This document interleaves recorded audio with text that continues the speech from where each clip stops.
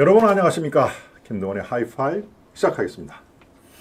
네, 오늘 예고한 대로 오늘 아주 귀한 게스트를 모셨습니다. 여러분들이 익히 잘 아시는 변호사님이시죠?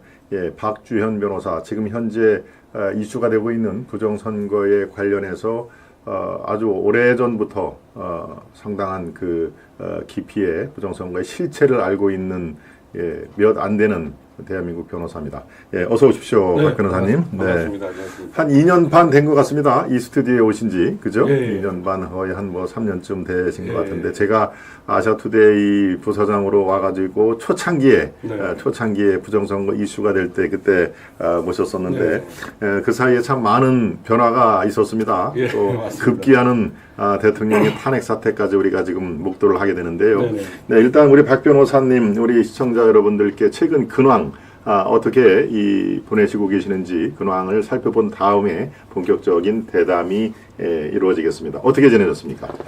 예, 뭐 바쁘게 지냈습니다. 네. 바쁘게 지났는데 저는 사실 괌을 말고는 미국을 밟아본 적이 없거든요. 아, 그렇군요. 괌요. 예, 예. 근데 최근에 이제 미국의 가장 지금 핫 플레이스인 플로리다 마라라고를 다녀왔습니다. 네. 예, 거기서 이제 트럼프 대통령 그렇죠. 트럼프. 예. 예, 당선 네. 축하 어허. 갈라티노 쇼에 참석을 했고 갈라티노 쇼에. 네, VIP석을 배정받아가지고 아하. 네, 바로 그 앞에서 네. 축하를 했었고요. 음흠. 제가 오늘 이렇게 까만 이 넥타이를 메고 온 이유는 네. 미국은 트럼프 대통령이 부정선거를 이기고 음흠. 승리를 했다라는 극복하고 승리를 했다라는 그 기쁨에 음. 갈라티노 쇼에 이제 검정 넥타이를 매더라고요. 아, 그게 드레스 코드입니까? 예, 아. 남이 넥타이를 좀 많이 매기도 하지만 아하, 그렇군요.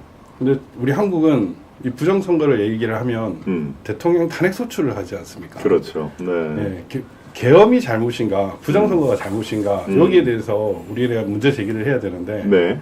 우리 어떻게 생각하십니까, 부사님?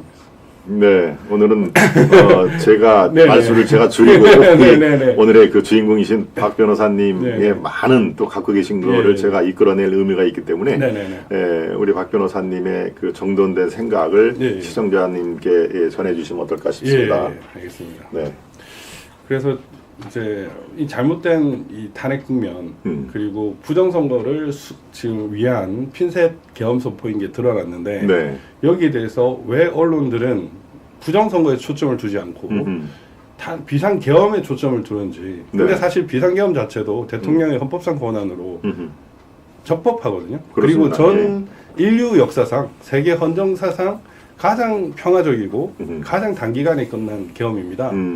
이런 대통령의 비상대권이 왜 이르게 됐는지, 뭐 지금 입법 폭거. 근데 그 입법 폭거의 그 전제가 만약 부정선거라면 과연 우리가 용납할 수 있겠는가? 이런 걸 생각해 보면 말이 안 되는 거거든요. 그렇습니다. 네, 지금 이 탄핵을 내일 모레이죠. 토요일 날 다시 또 두 번째 탄핵 발의가 국회 본회의에서 이제 집행이 되는데요. 글쎄요, 지금 점점 탄핵 이 대통령 윤 대통령의 이 스탠스도 차라리 탄핵을 받겠다. 네, 차라리 무슨 질서 있는 퇴진이라든가 하야 이거보다 차라리 정당하게 탄핵 여부를 심판을 받겠다 하는 쪽으로 지금 가고 있습니다. 여러분들께서 탄핵 국면이 어떻게 되는지 몹시 궁금할 텐데요. 지금 단 하나의 변수가 있습니다. 지금 우리가 논의하고 있는 부정선거, 선거에 부정이 있었다. 그리고 그 뒤에 어떤 그 모종의 세력이 이것을 좌지우지했다라는 것이 결정적인 증거라든가 증인이라든가 이런 것이 드러나기만 하면 이 탄핵 국면은 정말 대반전이 일어날 가능성이 꽤 있습니다. 저는 사실 그것을 예의주시를 하고 있는데요. 오늘 박 변호사님과 함께 그것을 차근차근 한번 풀어보도록 하겠습니다. 네, 지금 상황에서 가장 시청자 여러분들께서 아마 궁금하시는 궁금증이 이 선관위 중앙선관위의 계엄군이 들이닥쳤다. 297명이 들이닥쳤고 그것은 국회 계엄군보다 오히려 숫자가 더 많다. 그렇다면은 여기에 집중을 한 우리가 성동격서라는 얘기도 합니다만은 지금 그렇게 3시간 반을 머물렀다는데 어느 정도 소기의 성과가 있는지 지금 어떤 상황인지 이게 아마 가장 궁금해할 것 같습니다. 우리 박 변호사님 어떤 시각으로 보고 계십니까? 네, 저는 사실 그 계엄군이 국회만 들어간 걸 처음에 봤잖아요, 우리가. 그렇죠. 그때 저게 뭐 하는 거지? 우리나라 군기가 저 따위밖에 안 되나? 그렇죠. 예. 사실 그렇죠. 네. 김정은님은 큰일 나겠다 이런 생각을 했었는데 네. 애초에 국회는 트릭이었고 실제 목적지는 선관위라는 게 거의 지금 확실시 되고 있지 않습니까? 네.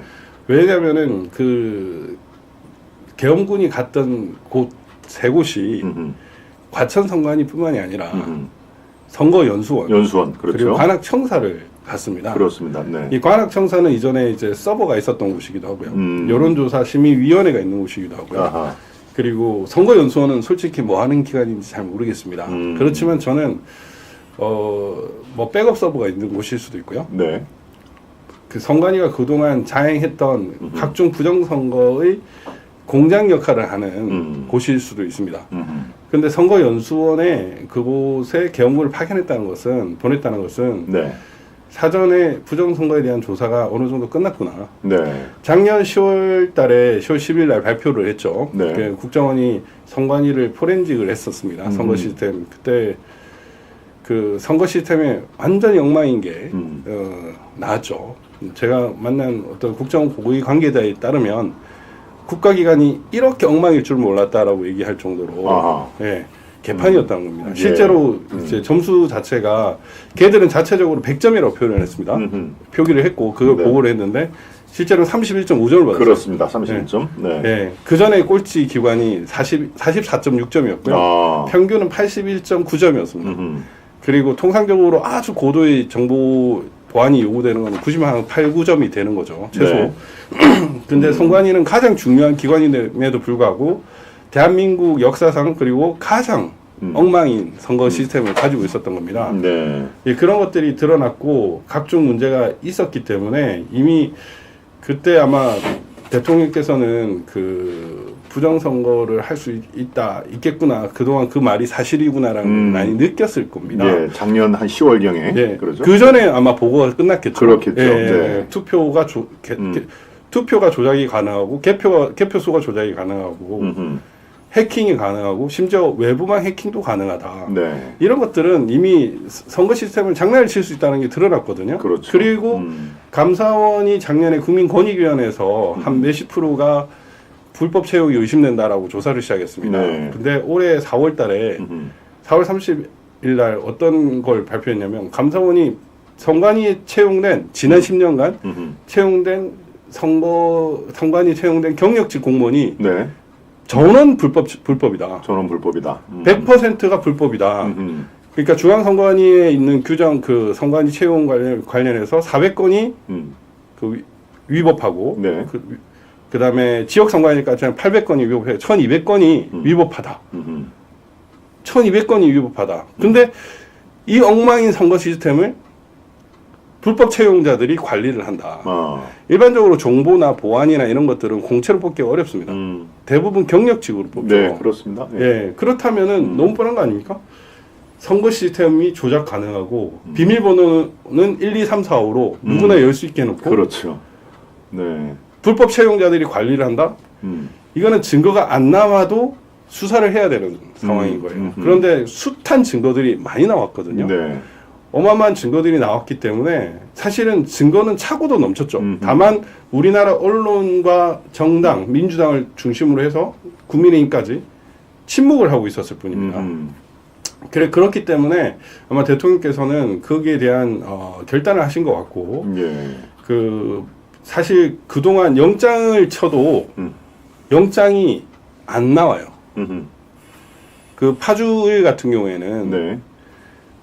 도장을 안 찍은 투표지들이 투표록에 20장을 넣었다라고 되어 있었습니다. 그런데 재검표장에는 이번 4월 10일 총선인가요? 아니 4.15 총선 4년 전에. 예, 4년 전에 총선에서 그 20장을 안 찍고 넣었다 이렇게 그 투표를 기재를 했어요. 네.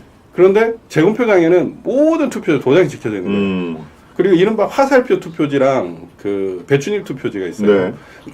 그 혹시 한번 띄워줄 수 있나요? 네. 화살표 투표지와 배추잎 투표지. 그 유튜브에 있는데 일장기 투표지도 있고 예, 그렇겠죠. 네. 일장기 투표지도 마찬가지. 준비되는 대로 띄워주시면 되겠습니다. 네네네. 네.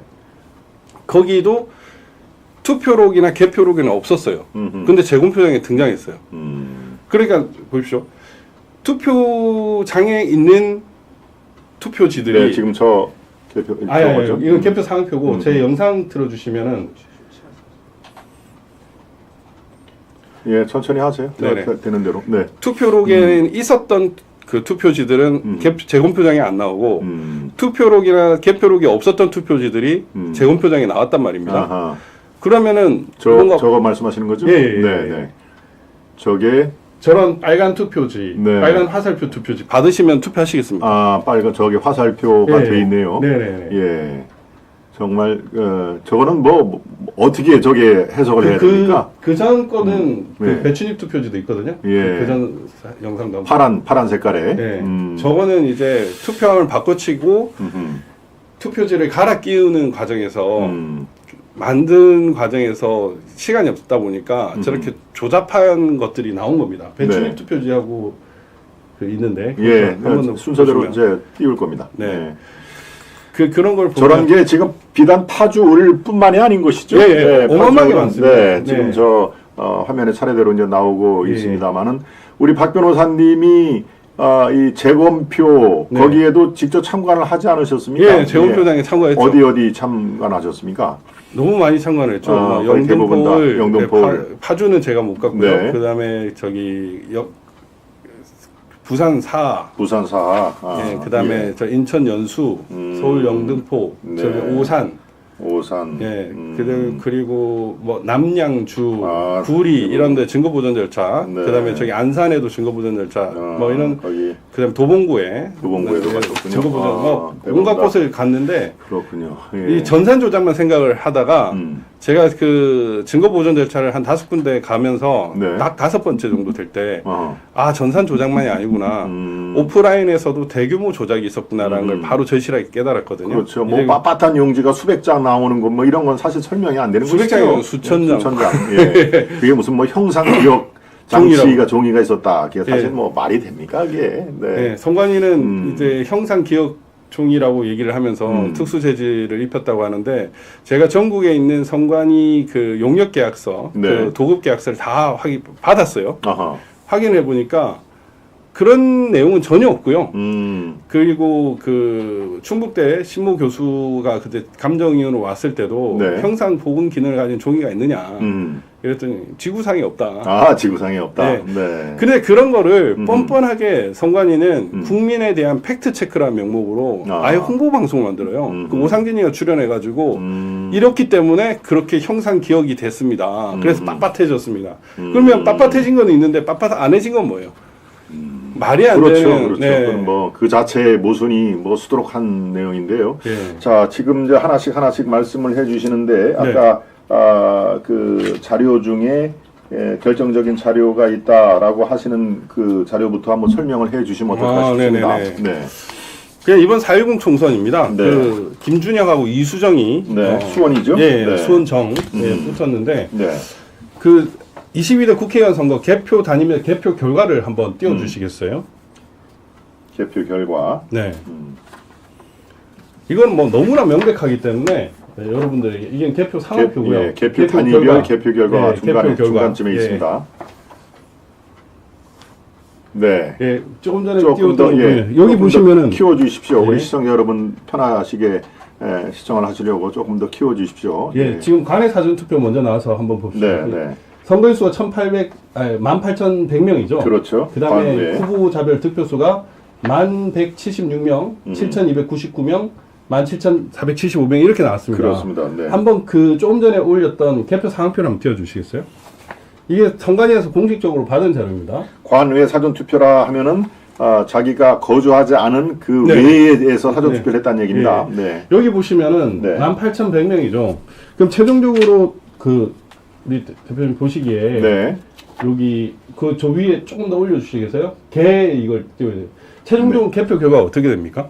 17,475? 아니요, 요거 개수. 아, 1,307로 나오네요. 그다음에 그렇죠? 18,093. 그 다음에 7,431. 7,431. 네. 그 다음에 1,176, 7,299는 네. 그냥 1차 개표 결과입니다. 1차 개표. 네, 그런데 최종 결과가 어떻게 나왔죠? 최종 결과. 한번 보십시오. 예. 그 두 개 비교해 주실 수 있으면 더 좋고. 개표 결과, 공식 개표 결과. 개표 결과를 다시 아까 처음대로 돌아가시면 됩니다. 그 다음 거? 여기 지금 캡처가 저희가 해놓은 게 요거뿐. 아니, 그러니까, 아니. 그냥 넘겨주세요. 괜찮아요. 개표 네. 결과. 네네. 네. 18,100명. 쭉 넘겨주세요. 18,100명. 아까 처음에 띄웠던 거 있잖아요. 아, 예. 여기 보면 어떻게 됐습니까? 이거는 1,176명이고, 공식 개표 결과. 제일 처음에 띄웠던 걸 다시 띄워주시면 됩니다. 예, 예. 예, 그거 맞습니다. 거기 보면 네. 개표 결과 1,176으로 나왔죠. 1,176. 예. 이게 공식 개표 결과군요. 네, 그렇습니다. 1,176. 어떻습니까? 이게 그러네요. 뭐가 나와야 됩니까? 만 307이 돼야 되죠. 여기 이 숫자가 307. 이 개표 결과의 개. 그렇군요. 이게 지금 이 표가 하도 여러 개라. 그 표 전부 다 보셔야 됩니다. 전부 다 그렇게 돼 있기 때문에. 저도 지금 이게 같은 건가요? 네. 한번 보시면 돼요. 아니, 같은 건 아니고 모든 동에서 다 그렇게 나왔기 자, 때문에. 그렇다면 한번 정리를 해보겠습니다. 예. 더불어민주당 김준혁이 네. 예, 수원시 자기 지역구에서 받은 게 요 개표 결과에 1,176. 지금 관내 사전 투표 얘기를 하는 것이죠. 공식 결과입니다. 예, 그게. 공식 결과. 근데 이제 개표 상황표 첫 그 결과는 어떻게 됩니까? 올려주세요. 다시 민주당의 그거. 걔가 1,307로 나오네요. 예, 1,307이 돼야 되는 거죠. 그렇습니다. 그렇습니다. 예. 네네네. 그다음에 이수정은요? 이수정이 이 개표 결과에는 7,299로 나오는데요. 네. 7299. 네. 99로 나오는데 여기에는 7,431로 나옵니다. 네. 7,431. 맞습니까?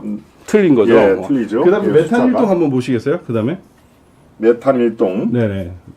메탄일동에 김준혁이 521표를 얻은 걸로 메탄 돼 일동이 있죠. 한번 쭉 그 아까 개표 상황표 내려주시겠어요? 지금 이 두 번째는 보니까 메탄 3동으로 나 있는데 메탄 3동 한번 보여주시겠어요? 메탄 3동. 아까 그 다음 거 개표 상황표. 그 다음 개표 상황표 보여주세요. 예, 메탄 3동. 여기 보시면은 뭐라고 되어 있습니까? 6,336이죠. 네. 예, 6,336기 투표수고, 그 분류된 투표지가 1차 투표 결과가 3,556이고, 그 다음에 국민의힘 이수정은 2,648입니다. 그렇죠. 네. 예, 그런데 그 최종 결과는 그 재확인 대상 거쳐가지고 3,589, 2,686이죠. 네. 그러면 한번 그 공식 개표 결과 한번 메탄 3동 보여주시겠어요? 공식 개표 결 메탄 3동이 네. 김준영이 8,555로 나오네요. 네. 그 다음에 3,000, 아니요. 그 관내 사전 투표잖아요, 이게. 메탄동 그 밑에 거잖아요. 네. 3,556.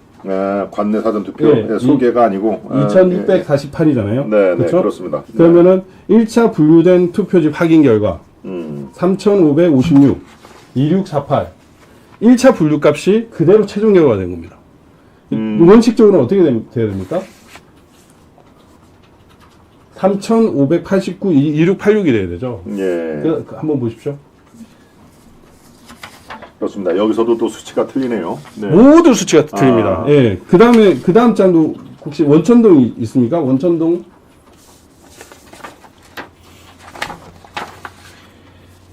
이거는 지금 비단 요 수원 이수정 교수 출마한 지역뿐만이 아니라 다 대부분 다 이렇게 이런. 아니, 여기는 예.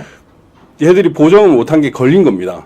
다른 데는 보정하다가 착오가 엄청나게 많았는데 여기는 1차 분류값이 그대로 전부 다 개표 결과로 반영이 된 거거든요. 여기 보면은 투표수가 어떻게 됩니까? 6,591이고 1차 분류값이 3473, 2817, 3611, 2906이죠. 네. 관내 사전입니다. 그 한번 보십시오. 당일도 마찬가지이긴 하지만 원천동 쭉 올려 주십시오. 원천동. 네, 거기 보면은 3473, 2817이죠. 3473, 2817 그렇습니다. 네. 그러면 원래는 어떻게 되는 겁니까?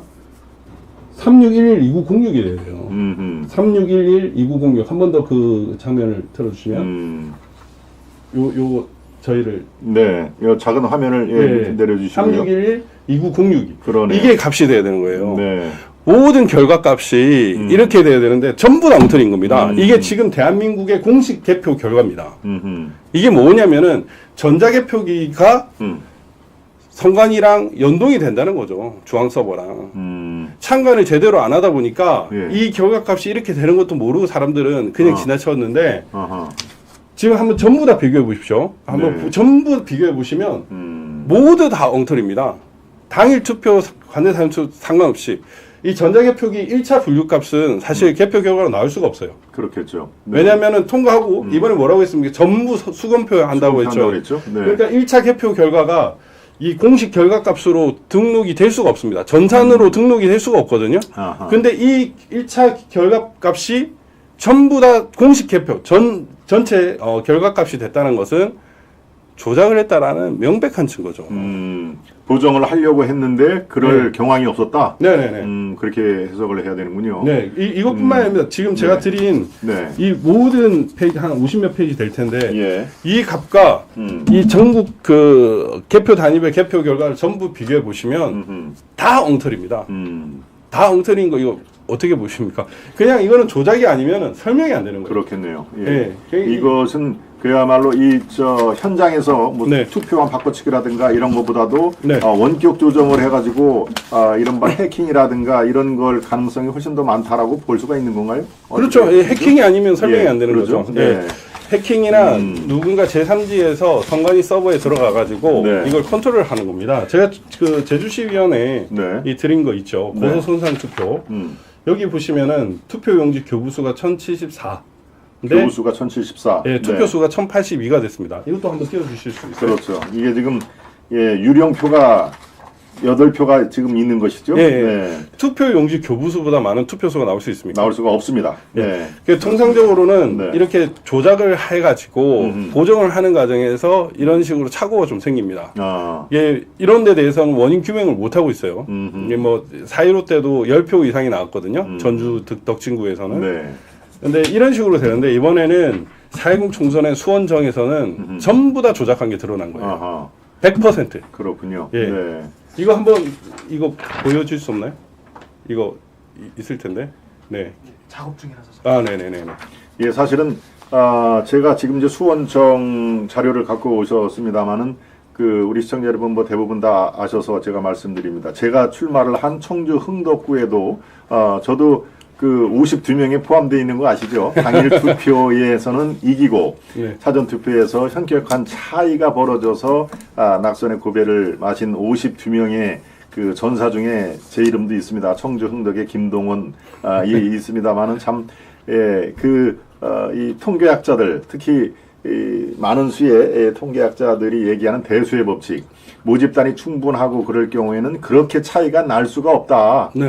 당일 투표와 이 사전 투표와 그렇게 50배, 100배 이상 차이가 날 수가 없다. 그거는 확률적으로 도저히 불가능하다. 네. 예, 뭐 동전을 30만 번 네. 던져서 앞면이 계속 나올 확률보다도 더 적다. 이런 얘기 제가 어제 방송에서도 말씀드렸습니다만은 비단 여기 이 수원 이수정 교수가 출마한 것뿐만 아니라 글쎄요 오늘 뭐 시간이 충분하다면 제가 출마를 했던 흥덕구의 그 수치도 한번 면밀히 그 하면은 참만 가슴만 아픕니다. 단지 지금 우리가 면밀하게 이것을 정확히 알아야 우리가 승리를 할 수가 있는 거 아니겠습니까? 그리고 아까 처음에 제가 말씀드린 대로 지금 탄핵 국면에서 유일하게 우리가 희망의 불빛을 볼 수 있는 게 이 부정선거에 대한 결정적인 증거, 증인, 증언 이런 것들이 나올 수만 있다면은 이게 상당한 대반전이 일어날 것이다라는 것을 희망을 품고 지금 말씀을 드리는데요.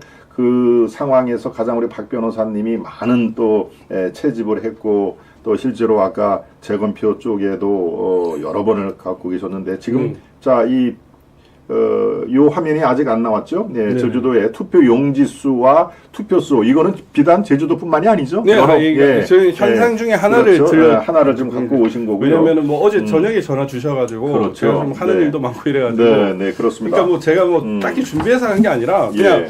이렇습니다라고 바로 설명을 드릴 수 있는 겁니다. 그렇습니다. 네. 그러니까 그거 지금 저 화면이 더 나올 때까지 말씀 중에 코람도 윤님이 또 소중한 정성을 보내주셨습니다. 어제 제 방송에서도 또 이 격려를 해주셨는데요. 예, 코람드윤님 거듭 감사를 드립니다. 우리 박 변호사님 네. 계속 진행을 네. 해주시죠. 어떤 게 더 설명이 필요할까요?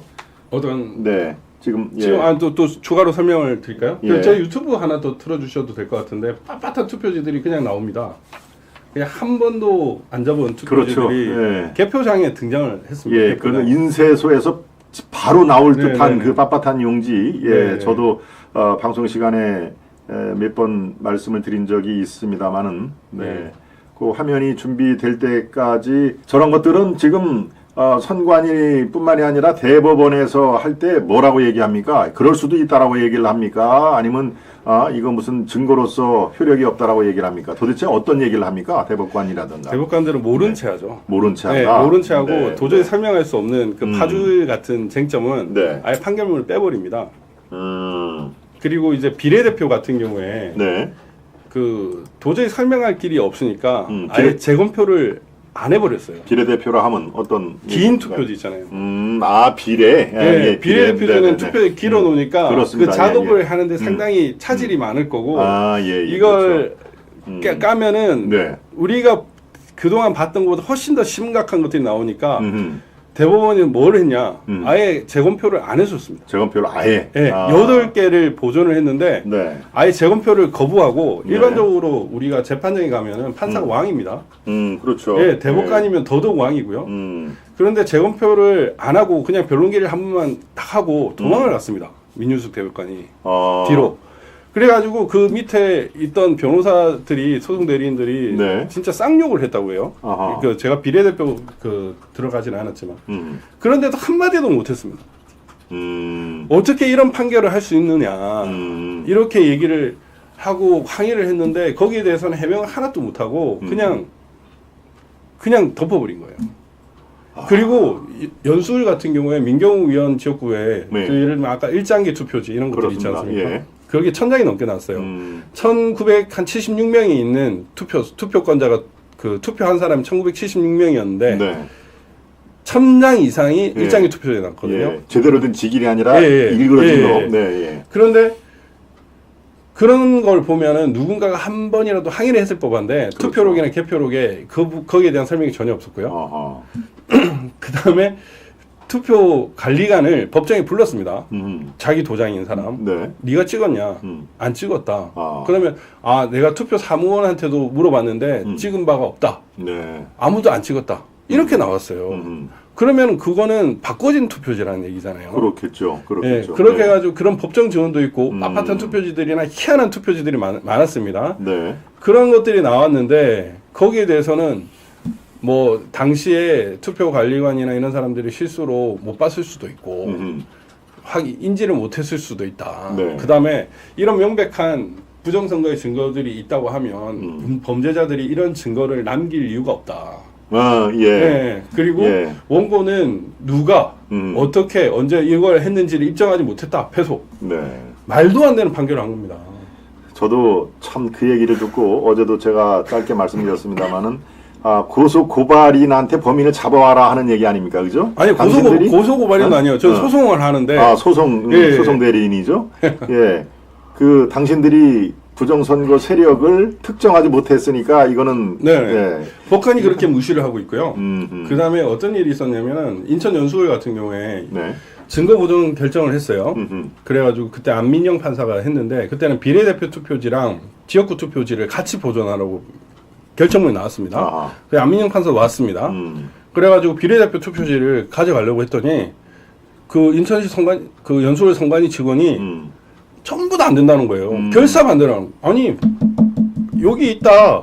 그래서 판사가 왔어요. 네. 판사도 내놔라 이랬는데 안 된다는 거예요. 사무국장에 내서 절대 안 된다. 상관이 사무국장이 네. 그렇게 했습니다. 그래가지고 사무국장이 뭐 또 인천지법에 누군가 연락을 하더니 그걸 못 가져가겠어요. 아하. 아니 저는 세상에 판사가 있고 결정문이 있는데 그 비례대표 투표지를 못 간다는 게 말이 안 된다고 생각을 했는데 그게 실제적으로 일어났습니다. 비례대표 투표지를 사진을 찍었다고 한 게 아니고 그거를 어떻게 반출을 한다는 얘기입니까? 증거 보존 절차가 증거 보존. 예. 아하, 증거 보존. 증거 보존을 네. 하거든요. 증거 보존을 할 때 이제 투표함이나 이런 것들을 그렇겠네요. 가져가는데 네, 네. 판사가 증거 부전해라라고 했으면 그걸 가져가면 되는 겁니다. 그렇죠. 근데 판사의 결정이 있고 판사가 또 현장에 있었고 아하. 소송대리인 수많은 사람들이 증인인데도 음흠. 절대 안 된다고 해가지고 그걸 무마를 시켰습니다. 저는 그때 충격을 받았죠. 와. 야, 대한민국의 판사 결정을 없는 선관위 그리고 판사가 거기에 굴복을 해요. 아. 왜냐하면 걔들은 지역구만 손을 대놨는데 비례대표 투표중 손을 안 댔는데 이거 들고 가면 큰일 난다. 아하. 이런 판단이 그렇게. 있었던 거죠. 그리고 나서는 그 다음 판결문부터는 어떻게 나왔냐. 전부 다 지역구만 가져가게끔 했어요. 그만큼 문제가 있다는 겁니다. 이게 선관위원장과 그 선관위원장과 법원 판사가 네. 겸직을 하고 있잖아요. 그렇습니다. 위원장. 예. 이 시스템이 영장이나 증거 보존이나 이런 데 있어서 시도조차 못하게 만드는 거예요. 아까 그 말씀드린 파주일 같은 경우에 네. 제가 그 고발인 조사할 때 경찰한테 이렇게 얘기했습니다. 이미지 파일만 비교해봐도 이거는 부정선거가 바로 나온다. 그 전자개표기 통과한 이미지 파일 있지 않습니까? 예. 그것만 봐도 된다. 그렇게 했는데 경찰이 저희 영장에도 안 받아줍니다. 이러는 거예요. 기록에 남겨달라라고 얘기했습니다. 아하. 그래서 제가 영장을 쳐라라고 얘기를 했고 실제로 영장을 쳤는데 예. 법원에서 기각을 해버렸어요. 이게 지금 대한민국 현실입니다. 선관위가 이제 채용 비리 때문에 지금 성역이 뚫린 거지. 그동안 선관위는 특히 부정선거에 있어서는 완전 성역이어가지고 뭐 어떤 수단을 써도 이거는 들어갈 수가 없었습니다. 그런데 이제 윤 대통령이 그 부정선거를 이유로 비상계엄을 했죠. 그렇죠. 비상계엄은 영장주의 예외가 적용되는 것이거든요. 네. 이러한 사실 선거 부정은요. 부정선거는 내란입니다. 진정한 내란은 선관위가 했던 거예요. 그것 때문에 이 영장제도를 피하기 위해서 덮친 것이 아닌가. 그리고 그간 뭐 방첩분이나 그 방첩사나 이런 데에 대통령령을 개정하면서 네. 이 선관위를 손보려고 했던 것 같고, 그러면 아마 바이든 정부와의 관계 때문에 좀 우리가 가시적으로 좀 카타르시스를 느낄 만한 조치를 못 취한 것도 아닌가 이런 생각이 들었습니다. 그렇군요. 예. 그래서 미국 그 대통령이 물론 지금은 당선인신 분이지만 네네. 트럼프로 교체되는 과정에서 네. 이런 그 계엄 사태, 탄핵 사태가 나왔다 하는 얘기인데요. 네네. 아까 우리 저 시청자 여러분 댓글 중에 하나가 선관위가 경력직을 불법 채용을 했다고 하는데 구체적으로 불법 채용이 어떤 위법 사례인가요? 라는 그런 댓글이 있었습니다. 네네네. 즉 그러니까 공개 채용이 아니라는 뜻 예. 의미입니까? 어떤 불법 채용이라는 게 어떤 그 의미를 갖고 있나요? 채용, 그러니까 경력직 채용은 보통 통상적으로 뭐 여기 아시아투데이도 네. 경력 채용을 하겠지만 그렇죠. 공고를 내면 어디서 뭐 근무한 사람, 뭐 경력 몇 년 이렇게 그렇죠. 조건이 요청을 있죠. 하겠죠. 조건이 그렇지만은 있죠. 네. 뭐 지금 많이 드러났지만 뭐 가족 채용을 한다든지 아니면 특정 범죄 혐의자를 채용한다든지 네. 이런 식으로 하는 겁니다. 아하. 그 비율이 50%만 돼도 엄청나게 그럼요, 고비하고 있는데 그럼요. 100%라면 이거는 썩을 대로 썩은 경우. 가족 채용은 일부가 드러났죠. 네. 예, 선관위 사무총장 뭐 자녀 뭐 이런 식으로 해서 지금 사법 처리가 진행되는 걸로 알고 있습니다만은 그들만의 리그 또 그들만의 이런 그 부정선거에 도움이 되는 사람들을 음으로 양으로 몰래 채용을 한 그런 사실에 빙산의 일각이 드러났다. 이제 이렇게 우리가 이해를 하면 될 텐데요. 네네. 자, 또 한 가지 제가 질문을 하나 드리도록 하겠습니다. 지금 만약에 이 계엄이 최종적으로 불법 그리고 위헌이라고 판명이 되면 이른바 독수 독과론이 있습니다. 독 묻은 그 나무에서 나오는 과일을 독과 그 과일은 마찬가지로 독이 들어있다 하는 그런 그 법률상의 용어인데요. 그래서 이 결정적인 증거물이 나온다 하더라도 그게 이 법원에서 효력을 발할 수가 없다라고 일각에서 그 주장이 나옵니다. 우리 저 법률가이시기 때문에 그런 그 독수독과론으로 크게 기대를 안 하는 게 좋겠다. 이런 주장에 대해서는 우리가 어떻게 판단해야 됩니까? 너무나 부분만 알고 계시는 분의 네. 판단에 지나지 않고요. 네. 이미 뭐 조금 전에 봤듯이 이건 독수독과가 아니지 않습니까? 그렇죠. 이거는 예, 그렇죠. 예. 네. 수많은 증거들이 이미 있습니다. 그리고 작년에 포렌식은 합법이잖아요. 거기에서도 그렇고 감사원 감사 결과 합법이잖아요. 그렇죠. 그럼 거기와 부정선거를 그냥 잊기만 하면 되는 겁니다. 이미 수많은 증거들이 있기 때문에 네. 지금 이번에 포렌식은 그 확인적 의미 지나지 않죠. 아하. 정확히 법적인 의무로 따진다면 그 수많은 한 100개의 증거, 아니 10,000개의 증거가 있는데 하나가 네. 독수독가로 해서 그게 네. 재판의 결과에 영향이 있을까요? 없습니다. 그냥 부정선거의 증거들은 너무나 많기 때문에 네. 뭐 요거 하나의 독수독가 이론으로 법적으로 효력을 날린다고 해도 문제가 전혀 없고요. 그리고 사실 지금 이거는 국민을 일깨우기 위한 것입니다. 아하. 지금 이제 부정선거가 갑자기 전국에 수면 위로 등장하지 않았습니까? 그렇습니다. 사실 네. 미국은 이미 그 부정선거가 그라는 인식이 그냥 보편화되었어요. 왜냐면 컨센서스가 되어 있습니다. 저도 이번에 미국의 부정선거를 알리기 위해서 네. 한국의 부정선거를 위해서 알리기 위해서 갔는데 네. 제가 미국의 10회 그 일정을 참가 하다 보니까 아 부정선거를 알릴 필요는 없겠구나. 왜냐? 미국인들 부정선거를 다 알아요. 그 도미니온 보팅 시스템까지 문제가 있다는 거, 그 우편 투표 조작한다는 거, 투표지를 간다는 거, 어디서 버린다는 거 이런 거 다 알고 있어요. 다만 우리는 이제 이거를 이제 누가 했냐? 중국, 친중파, 그리고 친북, 북한. 네. 이 세 개의 우리나라의 적국들이 대한민국을 침략하는 방법의 일환으로 부정선거를 이용하는 거다. 예. 그래서 저는 친중파를 제거를 하려면 대한민국 한반도에서 친중파를 없애려면 이 부정선거 수사를 해야 된다. 이렇게 좀 설파를 좀 했거든요. 네. 그런데 갑자기 윤 대통령이 부정선거 비상계엄을 해가지고 저도 놀랐습니다. 너무 네. 놀라가지고 와, 그렇겠죠. 갑자기 근데 이제 이게 그냥 갑작스러운 그런 게 아니라 되게 국제적인 타이밍을 좀 보고 있었고 그 당시에 또 바이든이 앙골라에 있었던 곳이고 트럼프 대통령은 매일 그냥 부정선거 얘기를 하는 거거든요. 지금 그렇죠. 하고 그냥 당선된 사람이 부정선거 얘기를 할 필요가 없다. 하면 안 된다. 이런 얘기를 우리나라에서는 일부 속 좁은 지식인이나 모자란 지식인들이 그렇게 얘기를 하는데 그렇죠. 절대 그렇지 않습니다.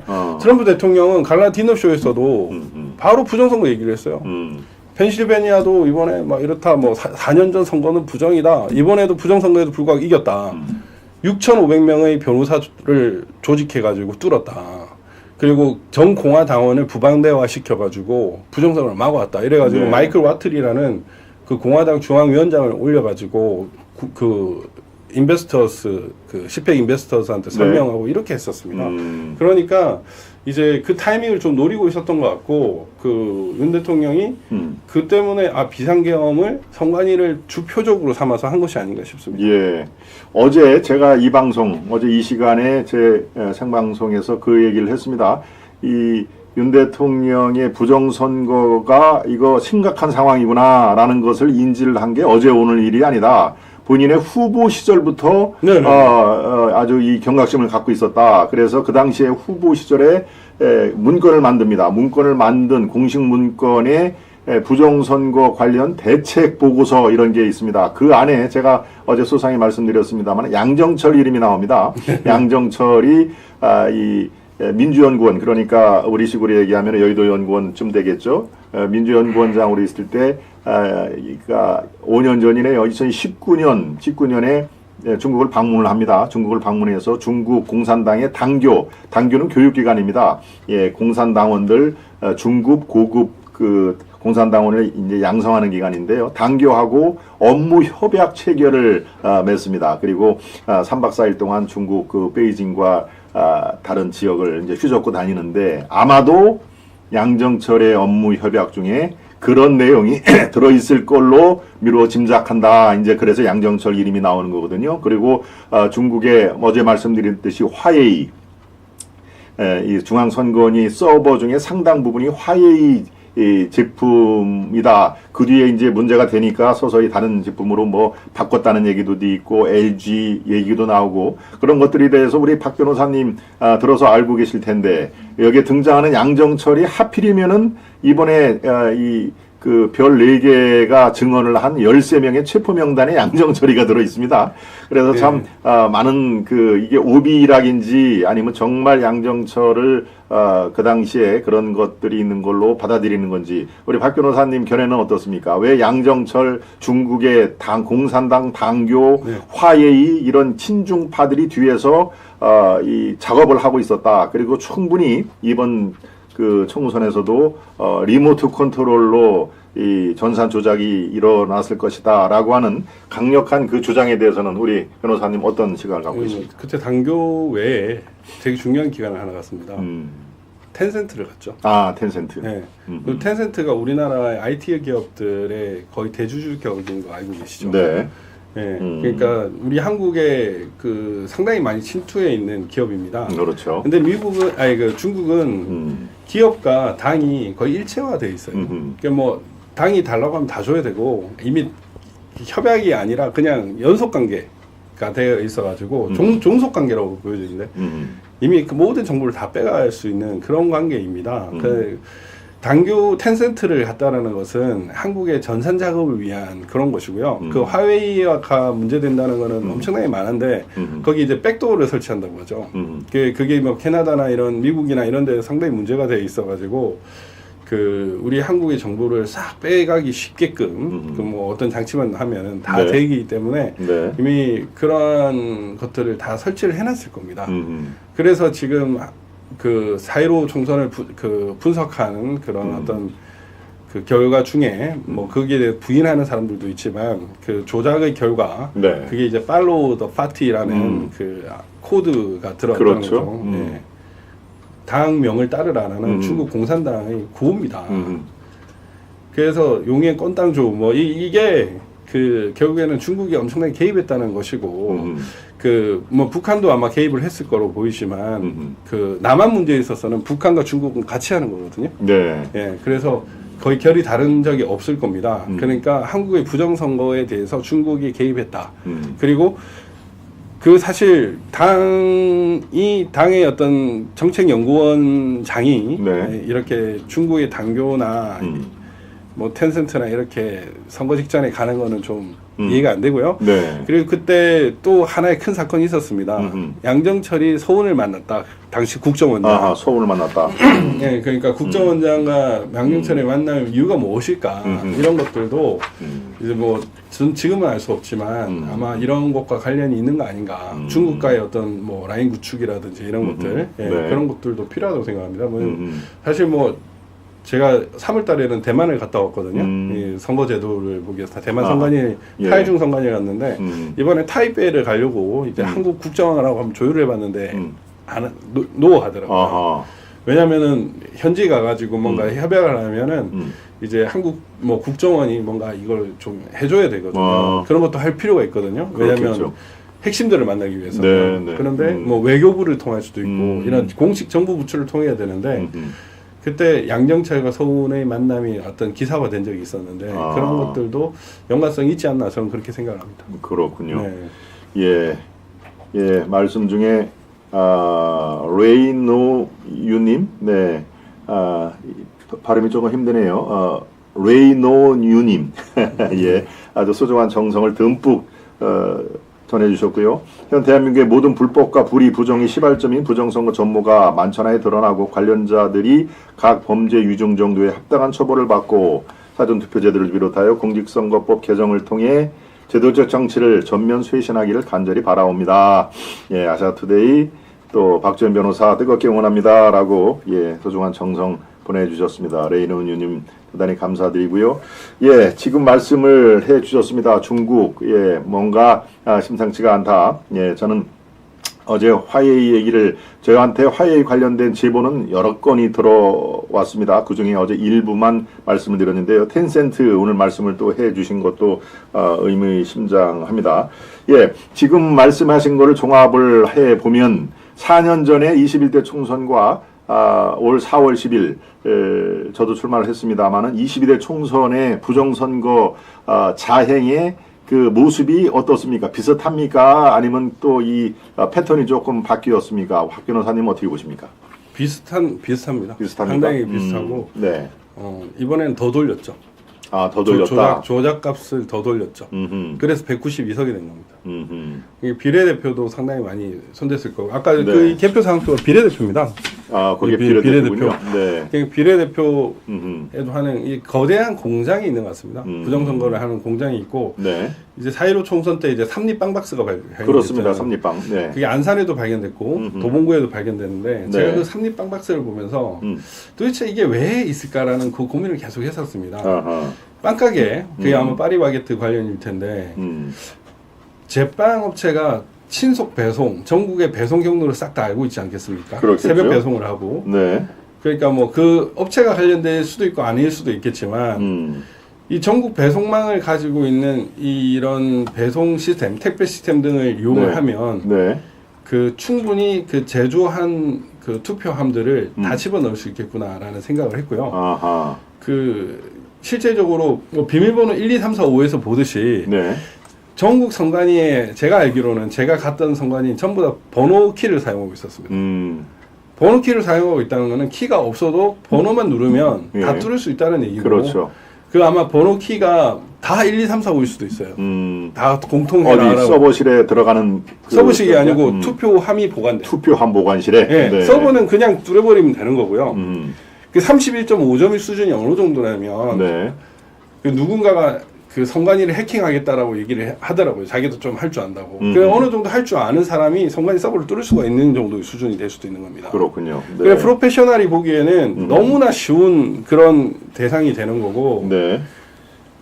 그 제가 주목하는 거는 전산 서버 이쪽만 문제되는 것이 아니라 여기에 맞추기 위한 실물 투입이 있어야 될 거 아닙니까? 그렇죠. 예, 네. 이 실물 투입하는 과정에서 번호키 이런 것들을 이용한 거예요.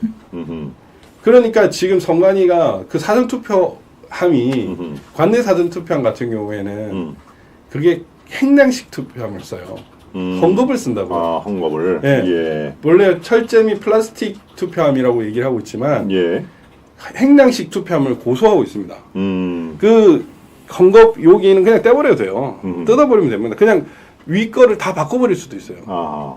그러니까 왜 계속 그런 잘못된 행량식 투표함을 쓰는가? 선관위 그 사전 투표 인쇄 날인 하지 말라고 그렇게 얘기를 했는데 그게 어려운 게 아니지 않습니까? 예. 심지어 이상민 장관이 얘기를 했잖아요. 그 자기가 모의 테스트를 해봤다. 선관위 직원들이 인쇄 날인 안 하면 시간이 너무 걸린다 해서 도장 찍어봤더니 시간이 똑같더라. 예. 이거를 계속 고수를 하는 이유는 결국에는 이 인쇄 날인을 하는 이유는 뭡니까? 결국에는 부정선거를 하기 위한 거예요. 투표 위조가 너무 쉽잖아요. 이미지 파일만 넣어버리면 그 투표소뿐만이 아니라 제3지 공장에서도 그 투표지를 위조할 수 있으니까 그걸 끊임없이 쓰는 겁니다. 네. 그렇게 해서 하는 거예요. 왜 계속 말도 안 되는 행랑식 투표함을 쓰고 인쇄 날인을 고수하느냐. 결국에는 부정선거를 위한 오프라인 작업을 위한 것이다. 저는 그렇게밖에 이해가 안 되거든요. 예. 네.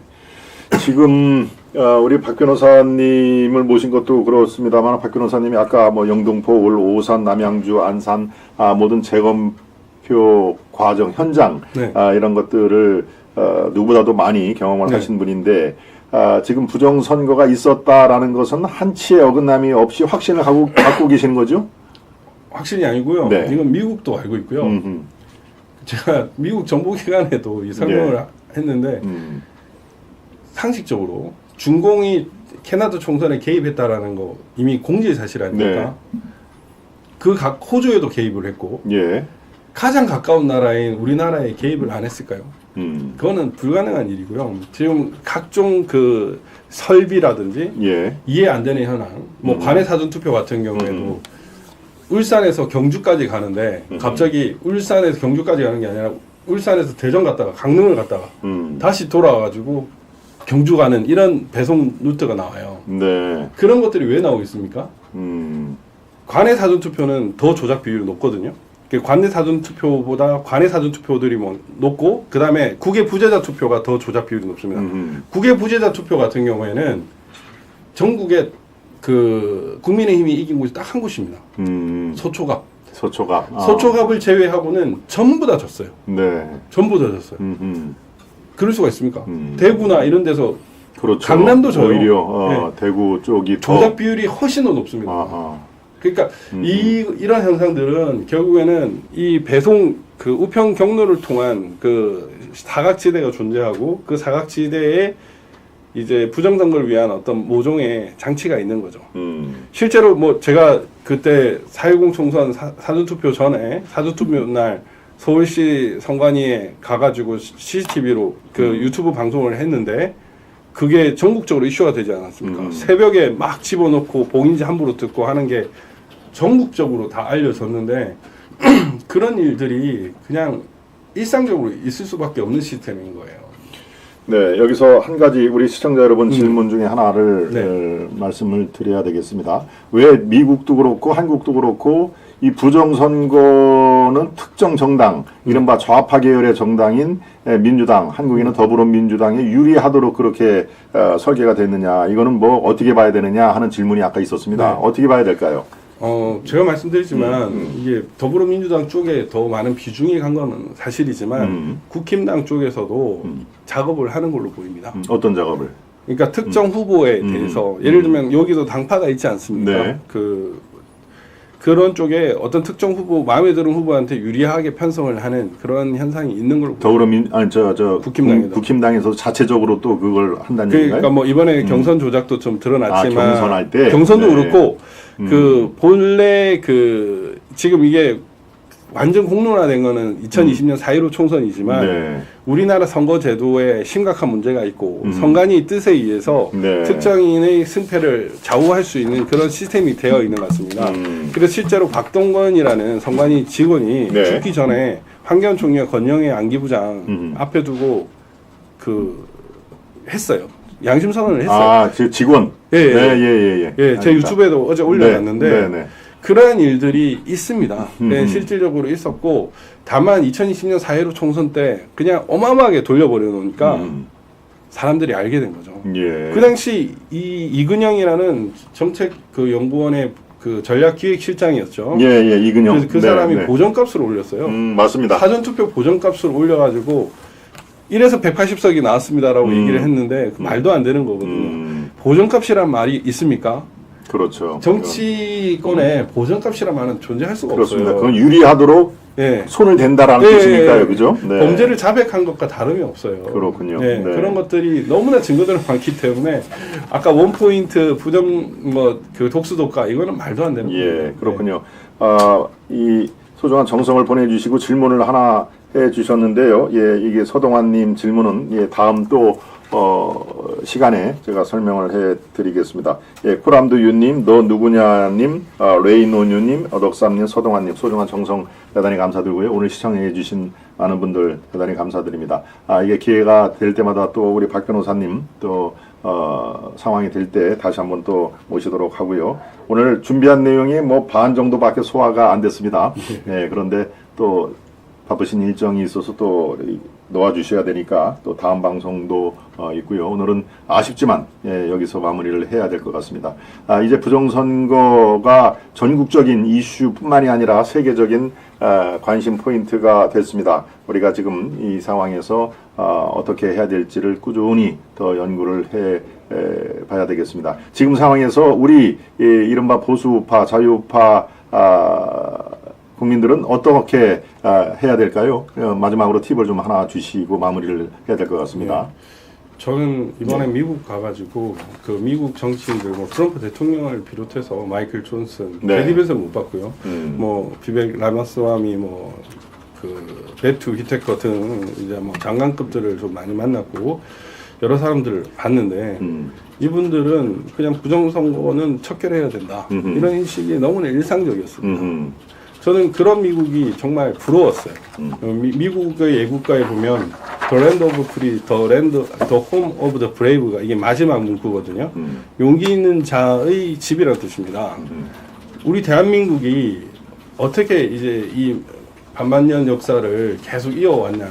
그래서 저는 이 불의를 보고 가만 침묵하면은 도저히 앞으로 살아갈 수가 없다고 생각합니다. 5,000년 독립국가로 존재를 했지만 앞으로 우리가 중국의 속국이 되지 않기 위해서는 이 부정선거 문제를 반드시 우리가 뿌리 뽑아야 된다고 생각합니다. 예. 과거에는 전쟁을 통해서 나라를 침략을 했지만 지금은 부정선거라는 이 새로운 방식을 통해 가지고 그 나라를 먹습니다.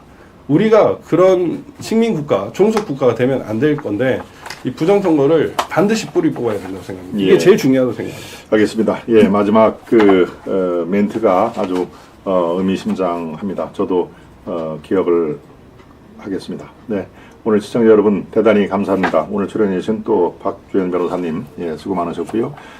저희들의 부정선거라든가 대한민국의 앞날을 위해서 두벅두벅 같이 함께 걸어가겠다는 그런 약속을 드리면서 오늘 방송 여기서 마무리를 하겠습니다. 여러분 대단히 감사합니다. 안녕히 계십시오.